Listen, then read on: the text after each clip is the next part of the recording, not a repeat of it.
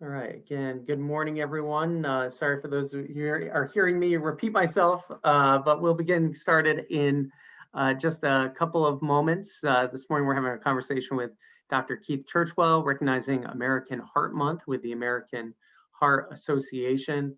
We'll get the program started in just a few minutes. We'll let a few more people join in here, and then we'll get underway.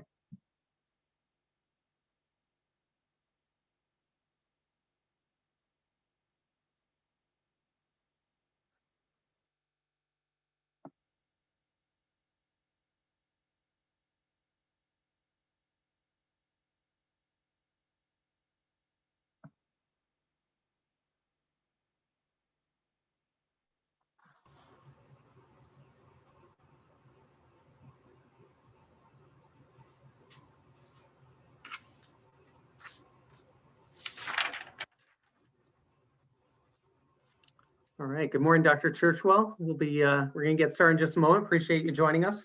Good morning, Garrett. How are you doing? I'm doing really well. Thanks. All right, everyone, we're going to get started. My name is Garrett Sheehan. I'm President and CEO of the Greater New Haven Chamber of Commerce. And this morning we're having a conversation with Dr. Keith Churchwell, recognizing American Heart Month with the American Heart Association. Before we get started, I do want to thank all of our sponsors who help us put on this programming, especially our Healthcare and Life Sciences Council, presented by Harvard Pilgrim Healthcare. The council helps us put together programming throughout the year and for our in-person sessions, which we hope to bring back later this year, but especially as we've been doing these webinars as well.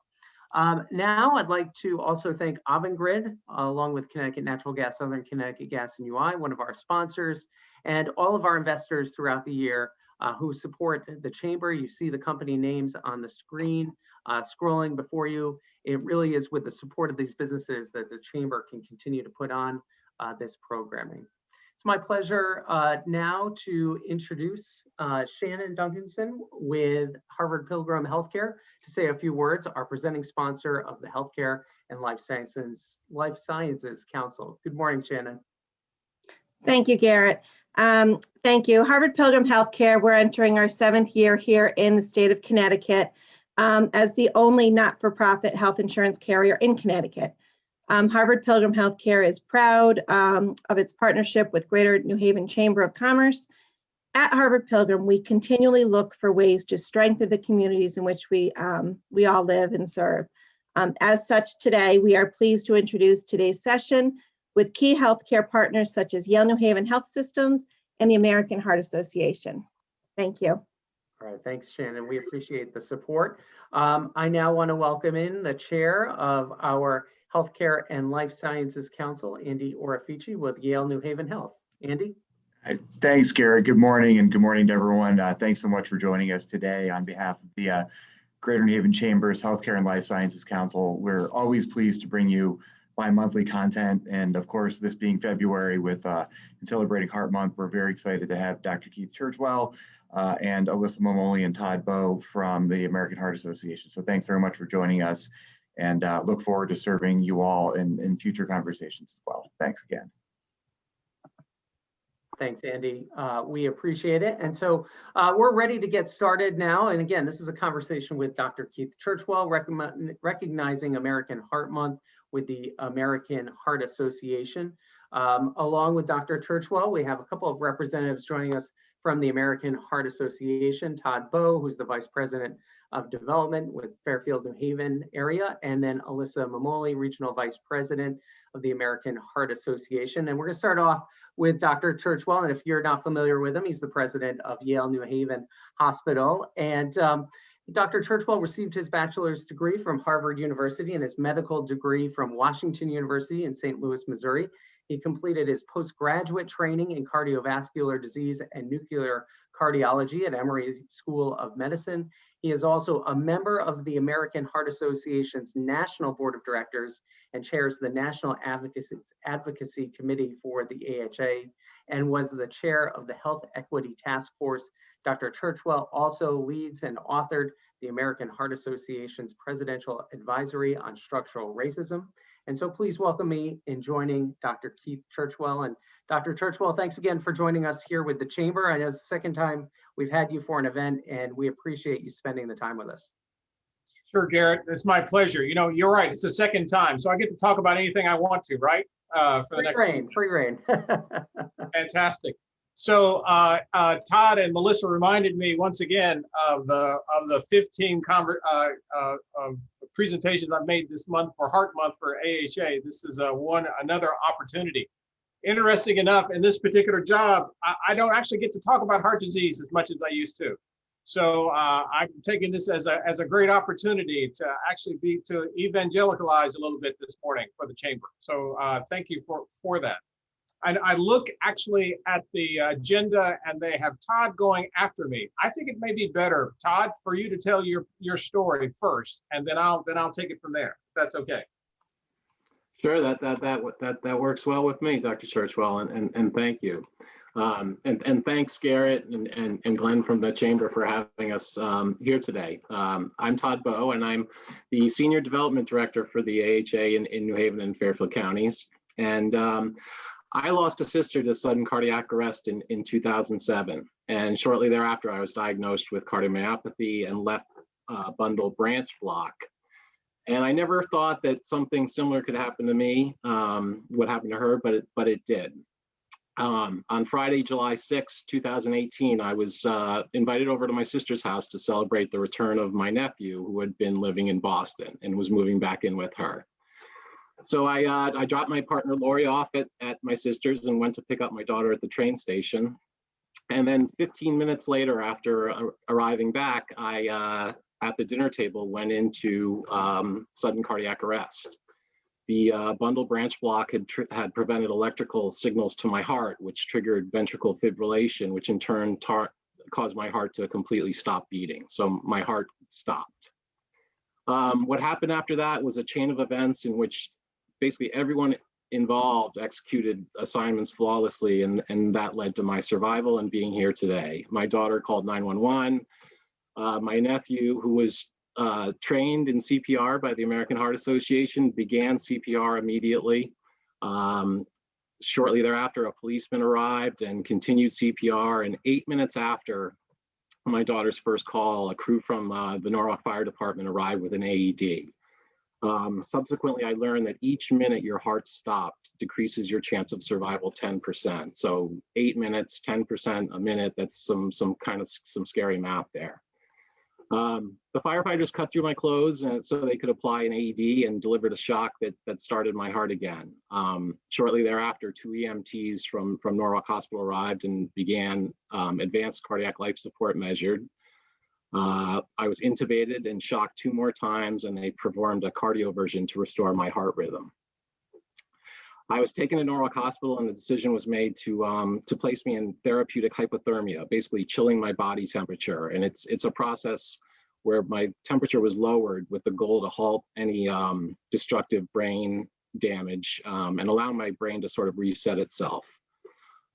In 2005, the American Heart Association updated its cardiopulmonary resuscitation guidelines to include a recommendation for therapeutic hypothermia in cardiac arrest patients who don't regain consciousness, which is what happened to me.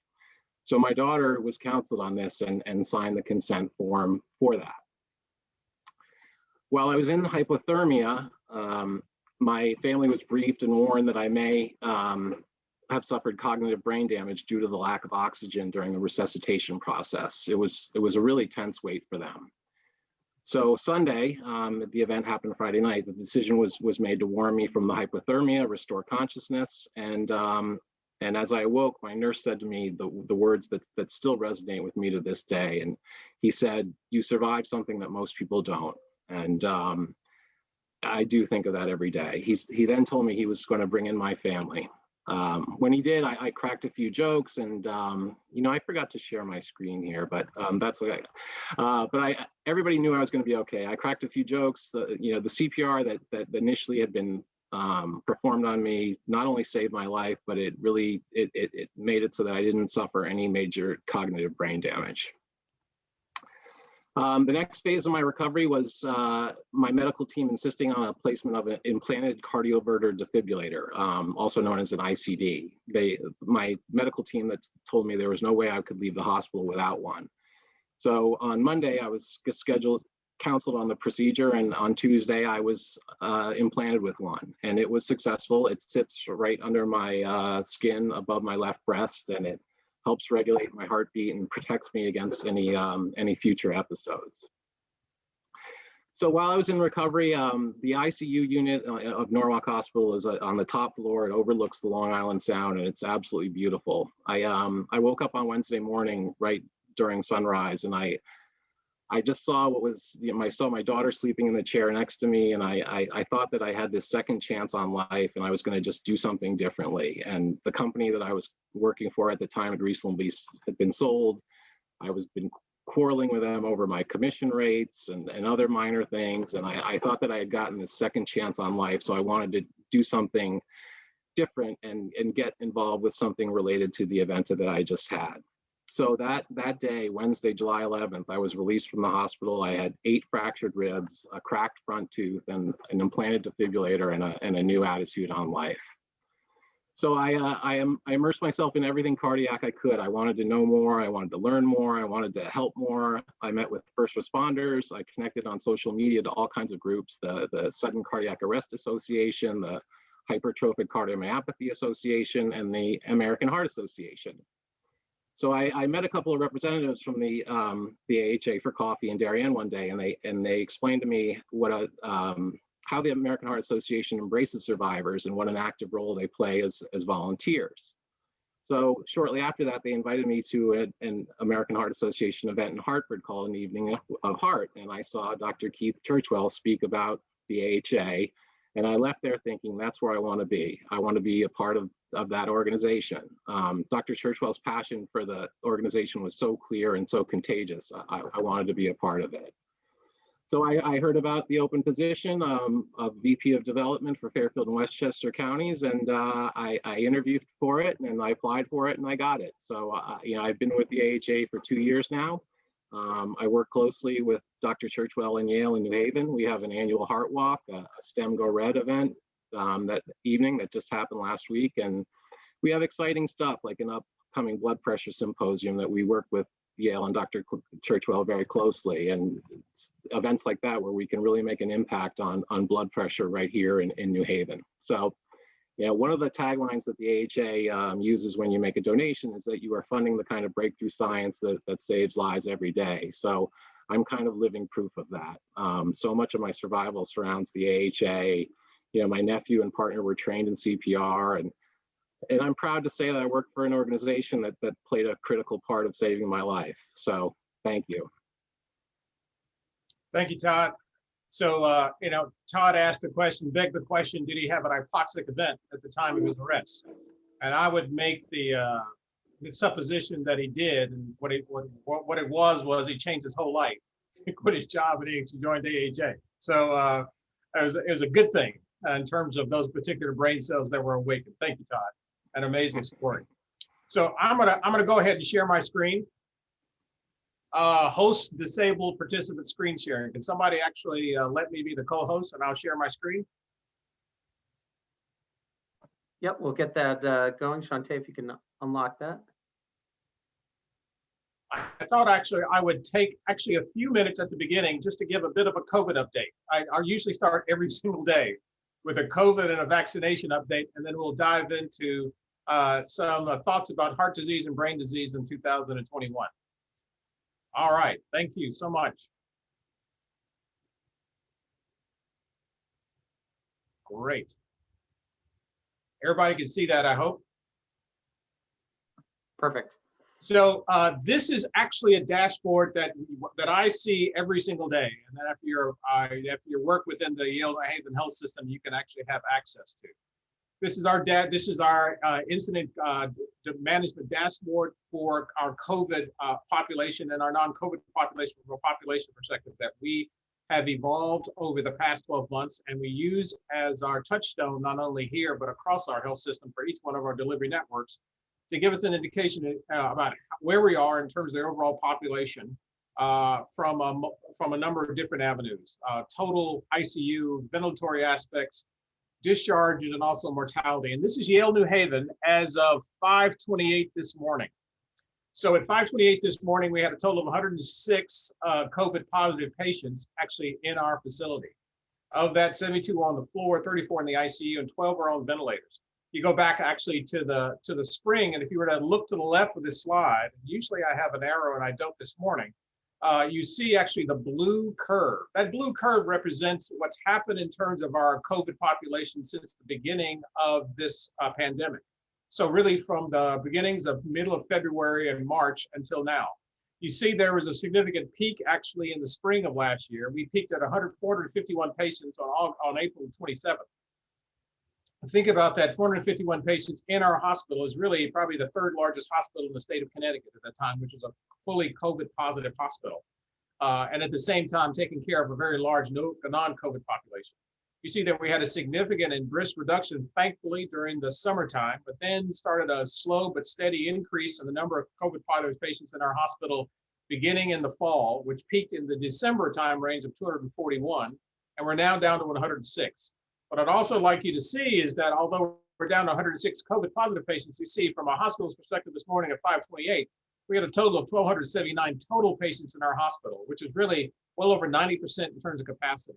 As of today, as of right now, we're at 93% of capacity. So our COVID population, although has been steady and a bit indolent in terms of the hundreds, the number of patients who actually are non-COVID has continued to increase to the point that we are at times during the day well over capacity, 100% in terms of all parts of our institution.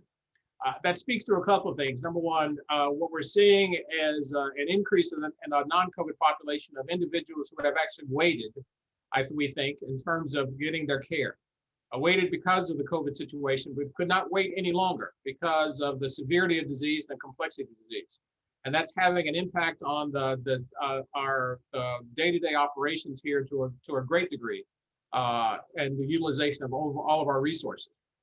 And we'll see this probably through the rest of the winter and into the spring, even as we hopefully will continue to see a reduction in our whole total COVID population. Just a couple of other notes, figures on this page that I think are important. You look in the far right, lower right-hand corner, you see the total COVID mortality of 507 patients since the beginning of the pandemic. And that impact actually on our families in the greater New Haven area and also on all of our staff. But you also see a COVID positive mortality rate of 9.9%.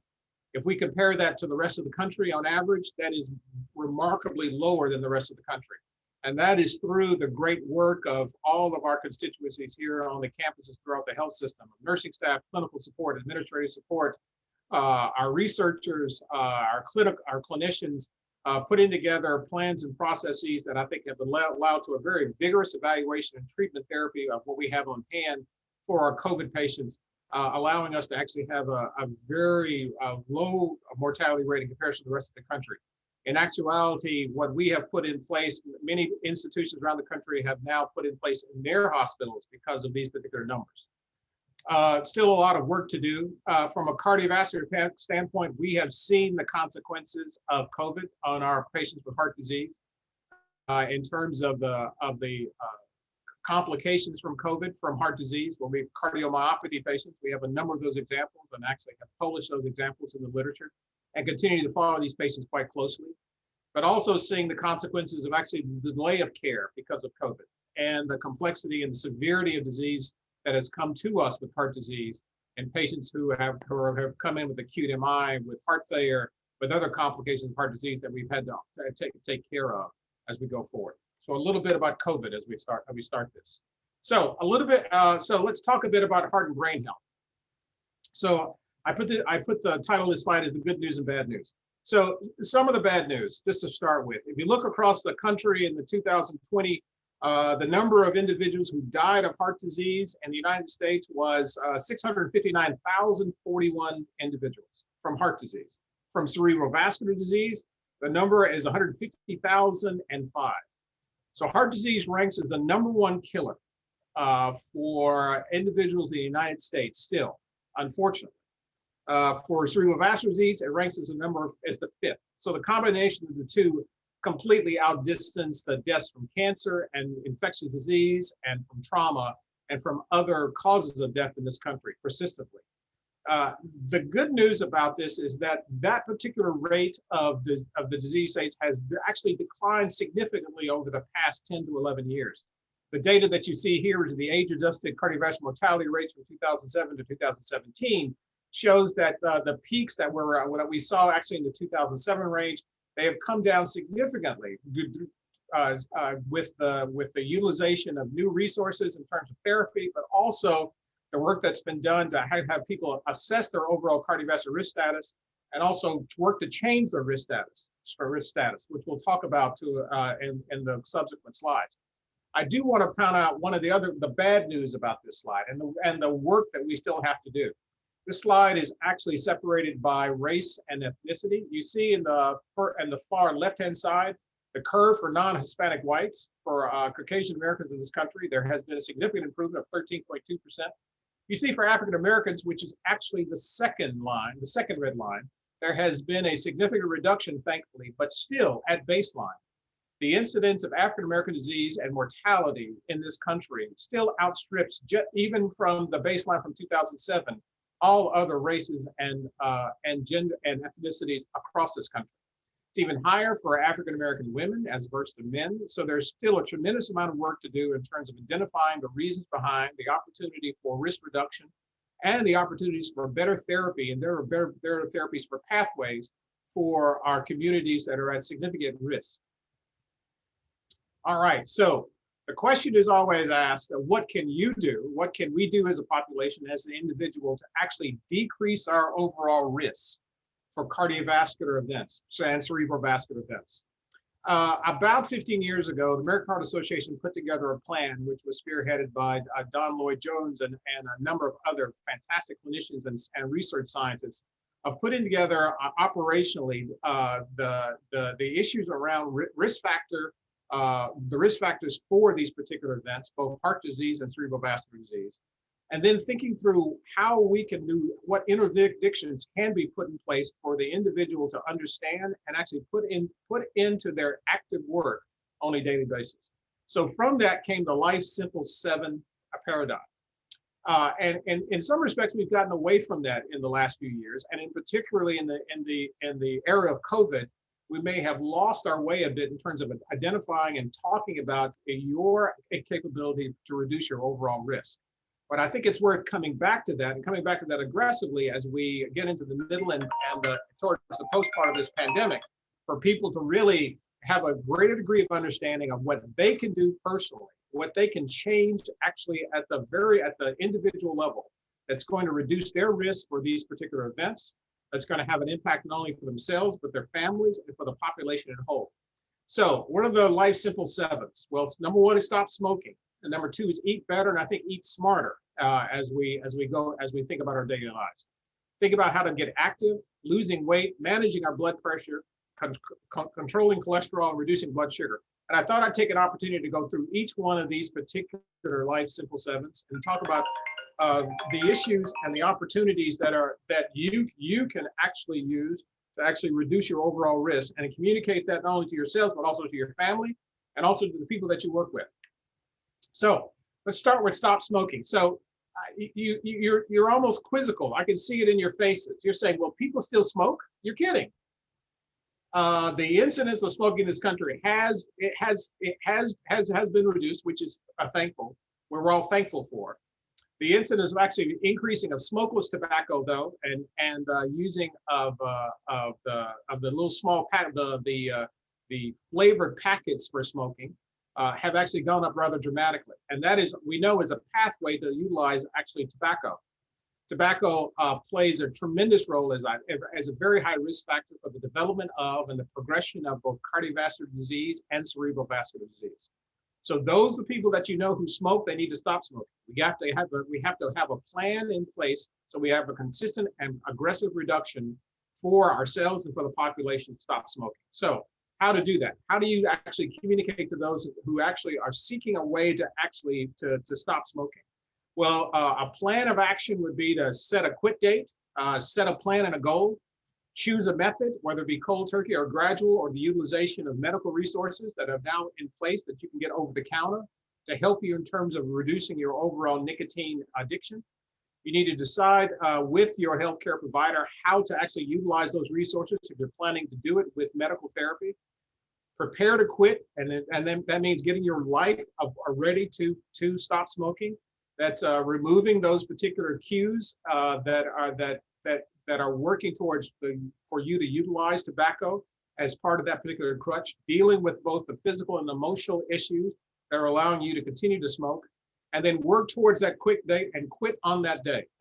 And then find the supporting architecture as we from both individually and for all of us to help those who actually are smoking to continue to stop smoking. It is difficult. It is very difficult. Nicotine is a remarkably addictive substance, as addictive as heroin and the other addictive substances that we know are bad for us and we talk about on a daily basis. But it is incredibly important. It's one of the primary risk factors for cardiovascular, cerebrovascular disease, and we continue to make an impact on smoking in our society. Second, I want you to eat better, and what I mean by that is to eat smarter. Sometimes it's hard to eat better, but it's really something we can do on a daily basis is to work about how do we eat smarter. Learning what AHA recommends in terms of the daily requirement of about 2,000 calories per day, and think about that. Many of us do 2,000 calories for breakfast, and then we're just getting a good start for the rest of the day. But in actuality, what we really need is approximately around 2,000 calories a day. That'll be not only helpful in terms of being smarter and better in terms of eating, but will have a significant impact on our ability to control cholesterol and also weight reduction, which we'll talk about in a few minutes. And then actually is thinking about the servings during the day of vegetables of 5 and fruits, at least 4 servings, grains of about 6 servings, dairy of about 3 cups a day, protein, at least 2 servings through the day, and the utilization of oils about 3 tablespoons. And we really want polyunsaturated and monounsaturated oils as part of your overall plan for eating. No, it's very difficult that we're rushing every single day, probably a little less difficult in terms of this plan because we're Zooming all day as opposed to being in the office and actually getting in the car and having to get around.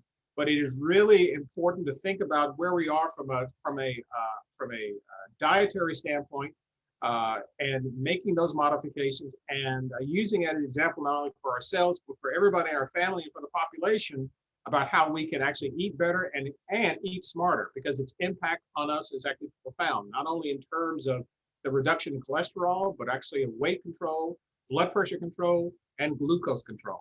So we've got to eat better and we got to eat smarter. Third is that we've got to get active. And what we mean by active is actually you've got to be moving around every single day and thinking about this in a concerted effort. We're looking for a weekly total of at least 150 minutes of moderate activity, at least 75 minutes of vigorous aerobic activity. Get that heart rate up. Think about how do we get to those 10,000 steps a day. We're looking towards at least 3 days per sessions per week of at least 10 minutes a week. And with that, think about some muscle strengthening activity at least 2 days a week. For our kids and our teens, we are looking for at least 60 minutes of physical activity every day. Getting away from that has been one of the reasons that we have seen the epidemic of obesity in our population, in our kids and teens. Getting back to a more regular exercise goal, activity goal, outside goal for our kids is incredibly important because its impact right at the beginning will have a salutary impact as we go forward in reducing their overall incidence of heart disease and also the complications of heart disease with hypertension, diabetes, and obesity. So what to do? You need to schedule it. You really need to put it into your weekly plan. Finding a time during the day that you're going to set aside and think about that particular daily activity of 30 minutes, 5 days a week, at least 22 minutes every day. We need to set goals, realistic goals about at the beginning and middle and end so that you don't get too frustrated, you don't get too tired, and you stop. And also think about those activities that you like, that you really enjoy. Doing activities that you don't enjoy from an exercise standpoint will only lead for you to stop doing them. So if you've never swam before and you decided you take up swimming, you're going to be incredibly frustrated as part of the goal, unless you're making a concerted effort to learn how to swim. If you've never played tennis before and you say that's what I'm going to take up, very difficult to do. But if actually it's tennis you've done in the past, and that's a reasonable way to actually put it part of your regular exercise program, please do that. And the easy one is to walk. For those that I've had any significant difficulty in terms of their ambulatory status, walking or running, something that we can actually find time to do every single day, whether it be outside or whether indoor if you've got a treadmill, or walking around the office or walking around the particular building that you work. And think about that goal, whether you've got an iWatch or some type of pedometer to actually set that goal of getting towards 10,000 steps a day. So get active. Fourth is lose weight, and don't start throwing things at me. But this is really important. If you are overweight, if your BMI is greater than that 25% of what should be calculated, we need to get you back to what would be in that range of ideal body weight. It's incredibly important because its impact would be salutary impact in terms of a weight reduction, and back to ideal or close to ideal body weight will have huge impacts on your ability to control blood pressure, to control heart rate, to control your blood sugar, and reduce your and control your cholesterol. So how to do that? What are the things? So losing weight is not, unfortunately, looking at midnight and looking at all the commercials of all the particular products that actually are brought forth about this is the easy way to lose weight. If you actually pay a few pounds, spend a little money, you're going to lose a little weight by swallowing this pill. There may be in the near future an opportunity to utilize medications for significant weight reduction, but those actually do have complications that may come to market. But in actuality, it's a simple formula. You got to reduce the calories in, and you got to increase the calories out. So you have to eat less and exercise more. And that is the formula for long-term weight reduction. So thinking about those 2,000 calories or less if you have significant weight issues, and how to start a regular exercise program is incredibly important. So for the calories in, control portions. Think about what you're eating at on those 3 meals a day. One thing to realize, breakfast is the most important meal of the day. Without breakfast, you will not be able to control your weight. Why is that? Well, the body is actually built on what's called a circadian rhythm, on a 24-hour cycle, in regards to how it modulates itself in terms of getting you ready for the day. If you're not having some calories in the morning, you are disrupting that cycle significantly. So your ability to actually control your insulin levels, your glycemic levels are actually thrown off. So talking to a nutritionist, we always ask the question, I always ask the question of them, what should we eat in the morning? Their response is, eat something. Many of them say, I don't really care what you eat in the morning. Eat something. Get yourself off to the right start. It's a great idea to think about your portions of fruit and vegetables as a really good start, but please eat breakfast. And then think about keeping yourself on a schedule for lunch and for dinner and control portion. Got to get active. We talked about those 30 minutes a day and plus, thinking about those activities that you like to do and enjoy to do that you actually can build upon. That's going to lead to calorie burning. Because again, the formula is decrease calories in, increase calories out. And then, as we talked about previously, we got to eat smart. One of the things that you should go on the AHA website or a number of websites with the Google machine is that you can actually do a calculation for BMI. And then learn what your ideal BMI is in comparison to your height and also your weight. And then use that as an opportunity for goal setting in regards to where you want to get in terms of your weight. You can't do anything about your height, but you can actually work toward becoming fitter and actually work on your body mass index. All right. Next is managing blood pressure. So of all these, really the one thing that it can probably have the biggest impact in reducing our overall cardiovascular and cerebrovascular risk for events is managing your blood pressure. We know that blood pressure that is persistently out of control leads to a fraying of the arteries, increased overall atherosclerotic buildup, and leads to acute issues with stroke and with cardiovascular disease. So controlling your blood pressure is incredibly important. If you are hypertensive, we need to have strategies for blood pressure control. Those are strategies of medications, which we have many of, and finding the right combination for you to take that actually has a less of a lifestyle inhibition, but actually more of our capability to do things that you want to do is incredibly important. That's with your medical provider. And number two, thinking about those changes in your lifestyle itself that's going to help you decrease your blood pressure. I look to tips for success. I go to the bottom. That's learn the salty six.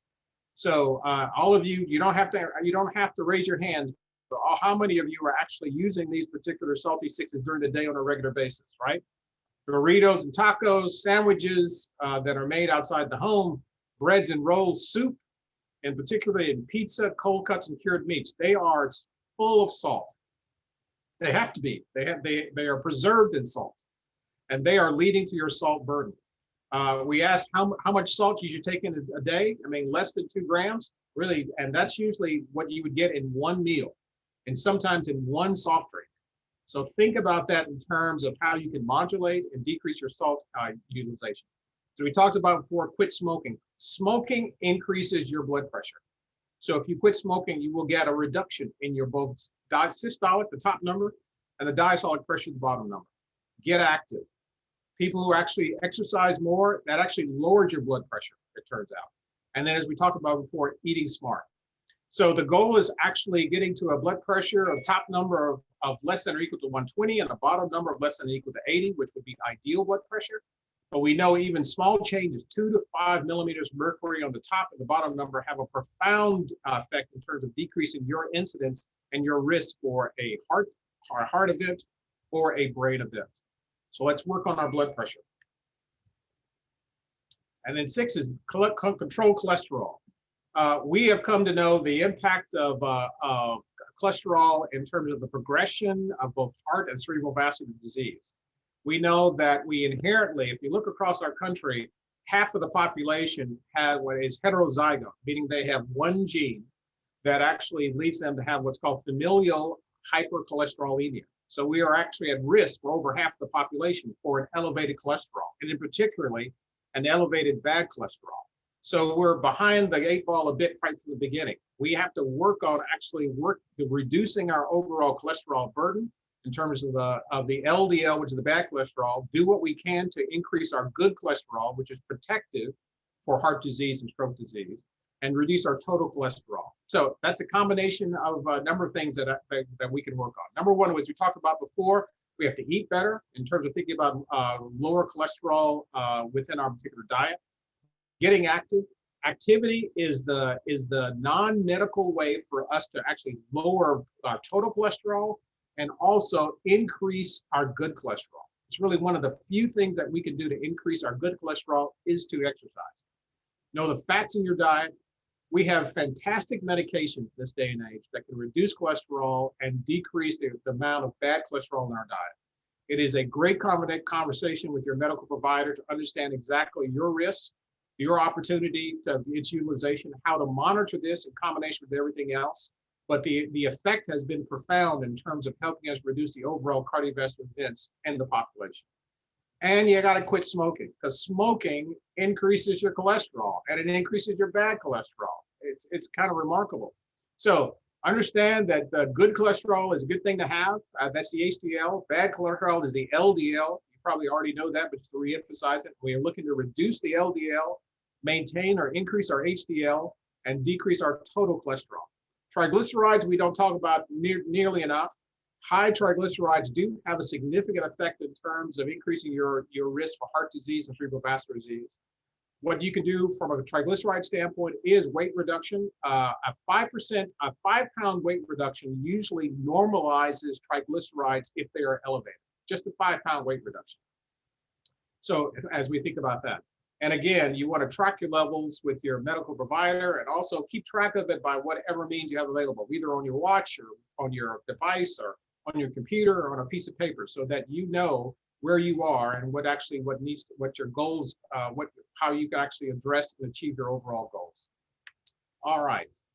So I think it's going to be last on my list is reducing blood sugar. So we also know that elevated blood sugar, diabetes, is on par with hypertension as a significant risk factor for the development of heart and brain disease, and leading to the acute issues of acute MI, sudden death, and also stroke and its overall severe and untoward complications. So knowing your blood sugar, understanding the reasons why your blood sugar may be elevated, and then working with your medical provider to find the right combination of medical therapy, exercise, and weight reduction to get your blood sugar under control is incredibly important. These are key. We can correlate with the elevation of your hemoglobin A1C, which is a marker of how chronically elevated your blood sugar has been in the past, to the incidence of all of these particular problems, the elevation of your triglycerides, the elevation of your cholesterol, the elevation of your blood pressure, and the other potentiating factors that happens with an elevated blood sugar that leads to these untoward events from a heart standpoint and from a brain standpoint. So again, we're going to eat better. We got to get active. Got to maintain a good, healthy weight. You got to get in good shape as we go forward. And again, you got to quit smoking and tell those around you that you interact with, they've got to stop smoking, because that's having a significant impact on you as we go forward. All right. So again, just to think about those life simple substances that you can have control over, that you can work towards both an individual basis and talk about with your family, and also talk about with the people you work with at your job, but also as we actually bring additional information to the population of what we have control over and work towards real reduction or overall incidences of these significant and life-altering diseases. Stop smoking. You got to eat better, got to eat smarter, got to get active, got to exercise, figure out a way to do that. We have to do that, whether within as we work and as we play and as we live. We have to lose weight, stabilize that weight. We got to get fitter. Think about how do you get fitter in terms of your day-to-day work. We got to manage our blood pressure, really manage it, understand it, control it. Don't be scared of it. If you're having difficulties in terms of medications, from some side effects from your perspective, talk to your doctor. When I was an intern, we had 2 blood pressure medications, and that was a number of years ago. Now we have a whole just amazing armamentarium that we can then personalize to you, that we can help in terms of modulating and managing your blood pressure with minimizing the side effect profile. I think that's incredibly important for us to understand. We got to work on controlling our cholesterol, and we have to work on reducing our blood sugar. If we have diabetes, to control it, to reduce it, and to maintain that over a long period of time because of the terrible effects that diabetes has on our cardiovascular system and our cerebrovascular system. So I'm going to stop there. I'm going to stop sharing, and I'm going to stop and ask, there any questions? I'm happy to try to answer. Great. Thank you, Dr. Churchwell. Let me just say, anyone who wants to ask a question, just raise your hand, and then we'll turn on your microphone so you can ask your question to Dr. Churchwell. And really incredible reminders, Dr. Churchwell. I think just our lifestyles have changed a lot over the last year. I know I'm at home a lot more, and so it's saves on some things, but creates some other opportunities to do the bad things. Yeah, we're making big marks in chairs at this particular point, right? At this particular point. And we've got to start working on different pathways during the day to get us back on the beam with it. I won't be going down for any snacks for the rest of the day after this presentation. So again, let me just let everyone know if you have questions, and I know you do, just raise your hand, or you can just turn on your mic. I see you, Bill, go right ahead. And when I said raise your hand too, you can, I can't see everyone, so you can raise it on the Zoom. I'll find that too. But Bill, go ahead, ask your question. Dr. Churchwell, last time we had you on, you talked about the change in telemedicine. Yes. And some really dramatic numbers from when you started in February to June, which I don't remember what they were, but do you see that continuing on as we hopefully come out of this pandemic and as a matter of regular business? Yeah, Bill, that's a great question. A reminder on the numbers, I'll give you an update. So if you look at the numbers, the utilization of telemedicine and telehealth by our Yale New Haven health system in 2019, we had 359 total events. If we ask ourselves the same question from just March till now, we're getting towards the end of February, will be 12 months. We're approaching 600,000 visits. It's amazing what can be a forcing function to bring us into the 21st century for the utilization of technology. So what do we learn? We learned quite a bit in that period of time. Number one, there is a significant deficit in the population of people who can actually use telehealth and telemedicine, because it's based upon the need to have broadband, to have that available for people to use it effectively. So we've got to solve that problem, both from a medical standpoint and from society standpoint. If we're going to have a long-term pathway in using this, which many clinicians who actually were resistant to it at the beginning now are embracing it, because it actually has given us an opportunity to actually develop pathways for better health for patients. Number two, at the peak of the pandemic, we had switched over almost 70% of our visits to telehealth on the ambulatory side. We're now averaging somewhere between 25 and 30%. I think that's actually where we're going to actually stabilize over the period of time as we continue to understand its utilization, make it easier on both sides, for the clinician and for our patients. The overall enhancement, we'll be able to use it not only locally, but also have regional and national advantages in terms of being able to connect clinicians, doctors to their patients, nurses to their patients, in ways that actually are both offline and online to a greater degree. But we have to solve, one of the things we've got to solve is actually making it much more available to the whole population so that we can really leverage this to a greater degree. I heard the term last week that what's happened, there's been a reversion in terms of the utilization. I don't think that's the right term. I think there's been a stabilization in terms of trying to find the right balance between in-person visit, which is incredibly important, but also the utilization of this technology so that we can really enhance care. Yeah, I would just add, we're in the job training business, and with a lot of education going to virtual education, it was really a challenge trying to get people to be able to participate in that. Both not having computers, not having connectivity. So it is a real issue. Yep. Thank you. And again, anyone who wants to raise their hand, if you raise it virtually, I'll see you and we can unmic you. Dr. Churchwell, I'll ask you this question.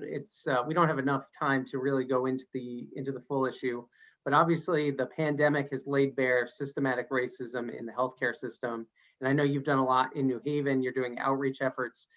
If you want to just touch upon that, we'll have another session where we can get in much more depth, but I did want to give an opportunity to talk about those issues. So, one of the things that the pandemic has definitely shown us is that the issues and disparities became really unmasked, were laid bare. And for us in terms of the opportunities of care delivery, but also the impact it's having across our populations by race and by ethnicity. And with that, going back and understanding the origins of it, I think are incredibly important.